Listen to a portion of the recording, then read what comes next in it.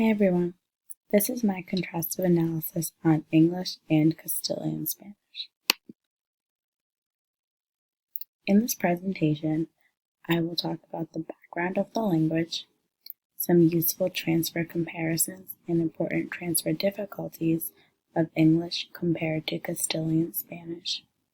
I'll talk about the cultural norms of Castilian Spanish speakers, the classroom implications of these norms, some tips and tricks. I'll present a handout I've created for your reference.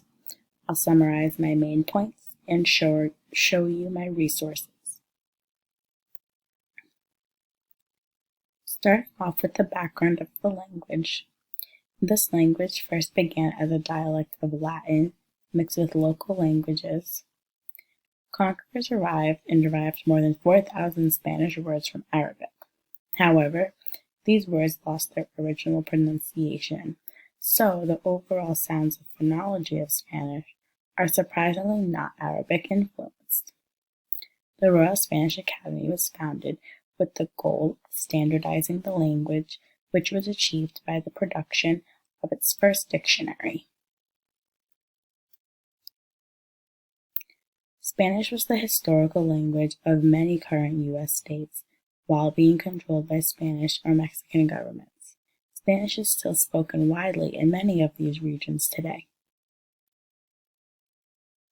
On the Castilian dialect specifically, in Spain, Spanish is called Castellano or Castilian when contrasting with other languages spoken in Spain, such as Galician, Basque, and Catalan. In Spain, the Castilian dialect is considered to be the same as standard Spanish. Some Spanish speakers consider Castilian a generic term, much like Spanish is considered a generic term in English. Now, we will look at the components of language and then compare them with English and Castilian Spanish.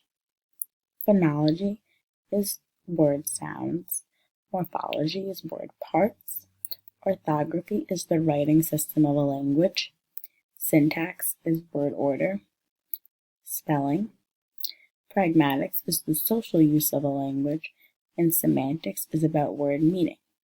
Pragmatics and semantics will be discussed when discussing cultural norms. The following chart shows the useful transfer comparisons between English and Castilian Spanish in all the components of language. This following chart shows the important transfer difficulties between English and Castilian Spanish and all the components of language.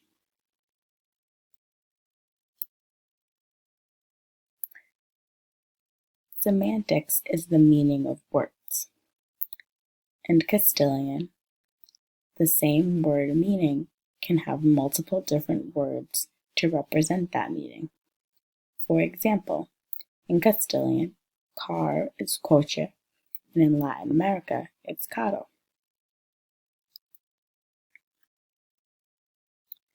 Pragmatics is the social use of language.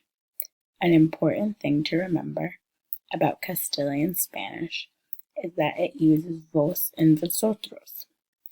In every other country where Spanish is spoken, usted, ustedes, and tú is used. Ustedes and usted is expected for formal occasions and to show respect. Vosotros is expected when you're addressing people your age or people you're familiar with. There's a strong tendency for politeness in Spanish, so using the incorrect form of ustedes, tú, and vosotros may let people assume that you are impolite or overly familiar. This is why it's very important to listen carefully and pick up on what those around you are using in social settings.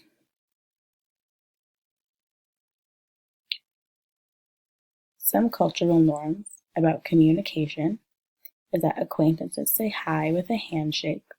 Someone you've met multiple times, you can say hi with a warmer handshake, and someone you're more familiar with, you would say hi with a double kiss on the cheek. Spaniards make more physical contact during conversations, such as touching someone's shoulder or speaking close to each other's faces. Castilian Spanish speakers often have late lunches and late dinners. In Spain, lunch is around 3 p.m. and dinner is around 10 p.m. Because of this, Spaniards often take siestas. Each person typically has 2 first names and 1 last name that they use, and religion is a very essential element of Spanish culture. Some classroom implications of these norms include expecting your students to use vosotros if they're Castilian Spanish speakers, which may present challenges during grammar instruction if some students speak Castilian Spanish and others do not, in which vosotros may not be used. You should expect challenges with semantics and how there are different words that can mean the same thing. You should expect students to struggle in the morning since it's culturally appropriate to stay up later for a later dinner.